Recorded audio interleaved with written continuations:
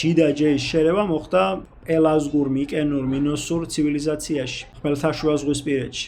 დაახლოებით 70-30-ზე იყო პროცენტული გადანაწილება G და J გენეტიკური კოდის, G იყო დომინანტი, მაგრამ როცა მოხდა მათ შორის ასიმილაცია და G გენეტიკური კოდის ენაზე ამეტყოლდა J გენეტიკური კოდი და იმ ცივილიზაციის შვილი გახდა თანაც აქტიური.